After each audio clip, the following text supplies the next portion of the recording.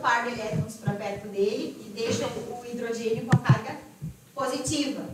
Então, com base na sua oposição, tem a atração das cargas e aí então consegue fazer interação com a molécula de água, que era o que nós vínhamos falando. A partir de agora, eu vou dizer que essa interação ela pode ocorrer com outras estruturas que não moléculas de água, somente. E aí tudo vai depender do quê?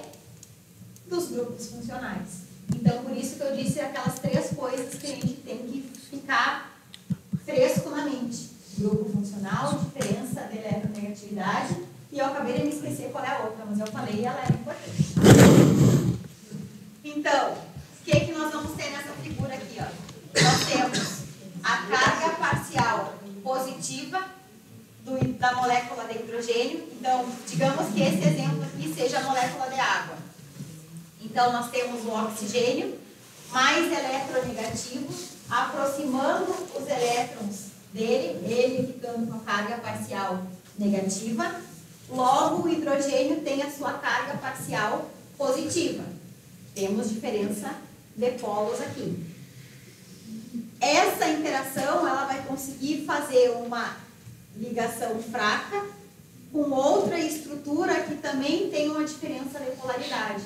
Então, dentro desses grupos funcionais, nós podemos ter aqui, através do oxigênio, que tem dupla ligação e ele consegue aproximar dele esse par, agora é par, não é uma ligação só, como aqui, ó, é o par de elétrons compartilhados, então ele fica bem mais eletronegativo com a carga parcial positiva da outra estrutura. Aqui pode ser uma molécula de água? Pode. Pode ser um carboidrato? Pode também. Tá, mas não tem um OH? Mas o OH é restrito de água? É hidroxila, ele pode estar, é a função álcool, ele pode estar presente também lá nos carboidratos que a gente vai ver. Então, tudo vai depender. Pode fazer essa mesma interação com o nitrogênio, por exemplo. O nitrogênio, ele é mais eletronegativo que o oxigênio, se eles estivessem competindo. Ele consegue aproximar dele esses elétrons compartilhados. O nitrogênio vai fazer 3 ligações e aí ele fica com essa carga parcial negativa. Essa carga parcial negativa do nitrogênio consegue fazer uma interação, uma interação fraca, né, com o hidrogênio, que a gente já viu que vai desempenhar uma carga parcial positiva, porque ele cede, ele não resiste, né, a essa força de atração que o átomo mais eletronegativo faz. Então, carga parcial positiva, carga parcial negativa, a interação. É a mesma coisa que a gente estava falando para a molécula de água, só que agora a gente saiu restritamente do H2O. A gente está vendo com outros elementos. Por que nós estamos vendo com outras estruturas? Porque dentro das nossas biomoléculas nós podemos ter os 4 bioelementos construtores principalmente. Carbono, hidrogênio, oxigênio e nitrogênio. E o nitrogênio também faz esse deslocamento da nuvem eletrônica, essa diferença de polaridade. Então, é por isso que é importante lembrar dele. E aí são essas interações que dentro das biomoléculas que possuem esses elementos construtores vão ser estabilizadas. A água, ela vai estar por fora dessas estruturas, mas quem estabiliza, por exemplo, o dobramento de uma proteína, que nós vamos começar a ver semana que vem, não é uma molécula de água. A molécula de água está fazendo interação com o que está do lado de fora, mas quem faz o dobramento aqui, o aminoácido da 15ª posição tem uma interação com o aminoácido da 59ª, são os grupos funcionais. Então, a gente sai dessa restrição de hidrogênio e oxigênio. Então, pode ser através deles pelos grupos funcionais específicos. Então, olha só, a gente está tendo essas interações, mas não necessariamente porque são moléculas de água. Aqui, nesse outro exemplo, né, o nitrogênio de novo está fazendo as 3 ligações dele, diferente desse primeiro exemplo aqui, que chama ligação dupla. Esse nitrogênio, ele está aproximando da mesma forma esses elétrons compartilhados dele. Então, ele tem essa diferença de polaridade. O nitrogênio fica com a carga parcial, vale para esses 3 exemplos, né? Com a carga parcial negativa. Enquanto que os hidrogênios agora ficam com a carga parcial positiva, porque ele cede, ele não tem força suficiente para segurar. Diferença de eletronegatividade. E aí, então, consegue fazer essa interação fraca com outras moléculas. Então, aqui, por exemplo, o oxigênio, por oposição, né, às suas cargas, ou não necessariamente. Pode ser o oxigênio, pode ser uma outra estrutura que também tenha um hidrogênio. Desde que o quê? Tenha polaridade. Não, né? Então, as ligações de hidrogênio ocorrem entre um átomo eletronegativo e um átomo de hidrogênio ligado a outro átomo eletronegativo.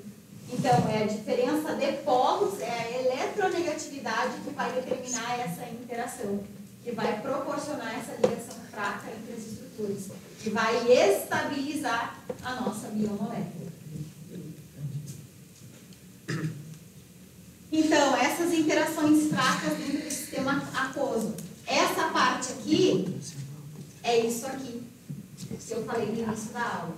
Então, olha, de novo, ela é importante. E agora eu trouxe ela escrita, então não dá nem para dizer que não lembra. Então, por que que o carbono ele não consegue fazer esse processo, ter essa diferença de polaridade? Então, o carbono ele só é um pouco mais eletronegativo do que o hidrogênio. Então, ele não tem essa força que o oxigênio tem, que o nitrogênio tem de aproximar o par de elétrons. Então, para ele é mais fácil simplesmente só compartilhar. Não tem a força para trazer para perto.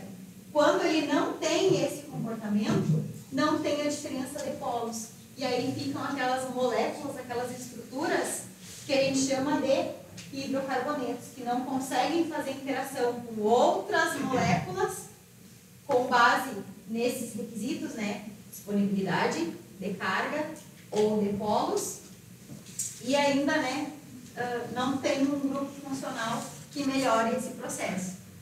Então, nesse caso, né, os hidrogênios vão estar ligados de forma covalente a átomos de carbono que não vão participar de ligações de hidrogênio. Por isso, então, que a gente chama esse tipo de cadeia apolar. Então, para exemplificar onde nós visualizamos elas, são as extensas cadeias das moléculas de lipídio, que são essas de hidrocarboneto. Essas de hidrocarboneto.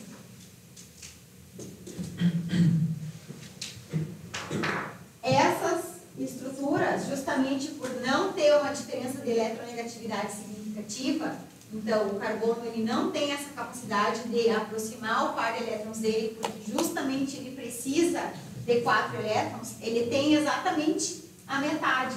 Então, por isso que ele não tem a força suficiente para fazer esse processo de atração. Então, não tem essa diferença de polaridade, não vai ter uma solubilidade em um meio aquoso, por exemplo. Tá, mas e daí se a gente pegar um solvente orgânico? Vai conseguir solubilizar ele?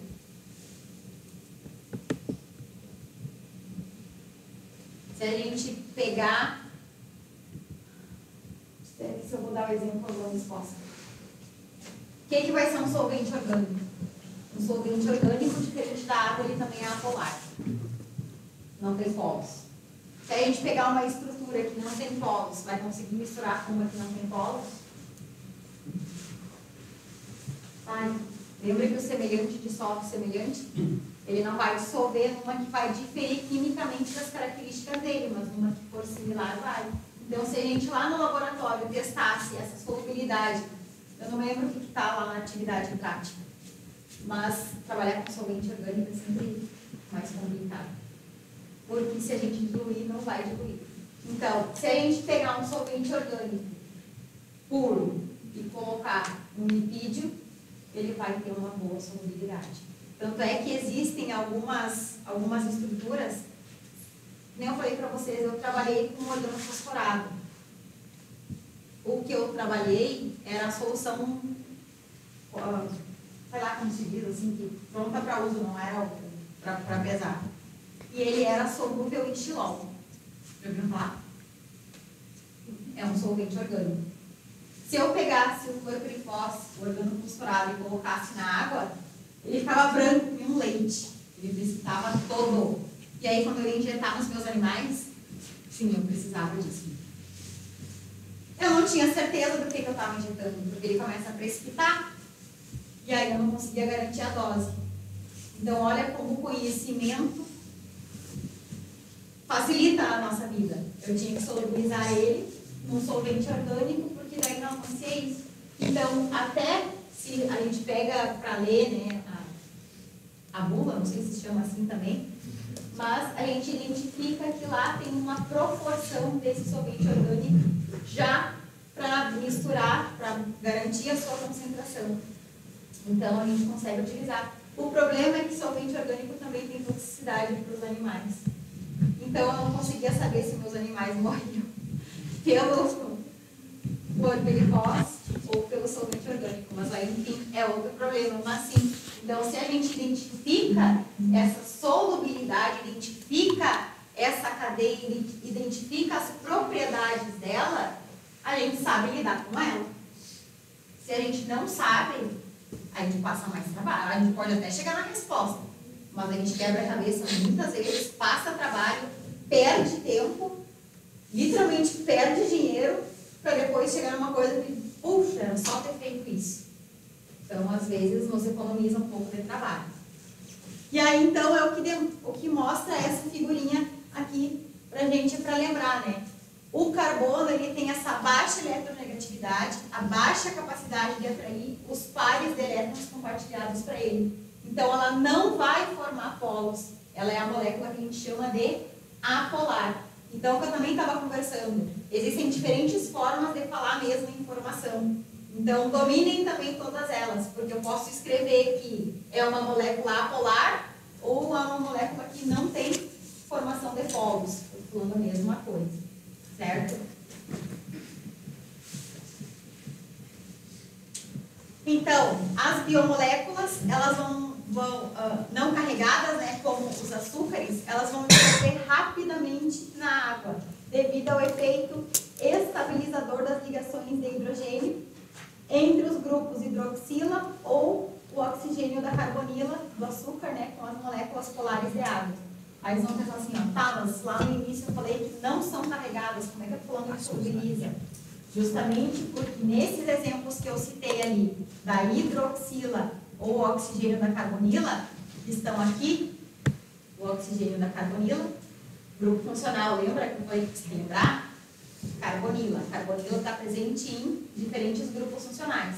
Um exemplo deles é a espaço cetona, não acetona de amônia. Cetona, tá? Então, é um exemplo. Então, relembrar isso. Aqui tem diferença de polaridade. Não tem a carga, não é ionizado, mas tem diferença de polos. Então, vai ter interação. Por isso que o açúcar ou o sal que a gente viu, mas aí por motivos diferentes, eles têm solubilidade. Então, vamos relembrar o sal. Lembra do cristal do NaCl que tinha figurinha? Que aí no meio aquoso, justamente pela diferença de eletronegatividade, a água conseguia desestabilizar aquele cristal e fazer interação, que aí aumentava a aleatoriedade do sistema e isso aumentava a entropia. Pois é, porque o sal, que é o NaCl, ele se dissocia em íons. O sódio com a carga positiva e o cloro com a carga negativa. Porque eles estavam compartilhando, fazendo uma ligação iônica. E aí, a partir disso, então, por isso que cada um fica com a sua carga. A positiva do sódio, porque ele passou o elétron para o cloro. E o cloro ficou com o seu elétron desemparelhado ali. Então, ficou com aquela carga negativa. Ele possui carga e ele tem interação. O açúcar, ele não tem íons. Diferente lá do sal. Mas ele tem uma solubilidade. Se a gente pegar a mesma colher de sal que eu disse para misturar lá no copo com água, pegar uma de açúcar e misturar, a gente não dá para a pessoa se acalmar.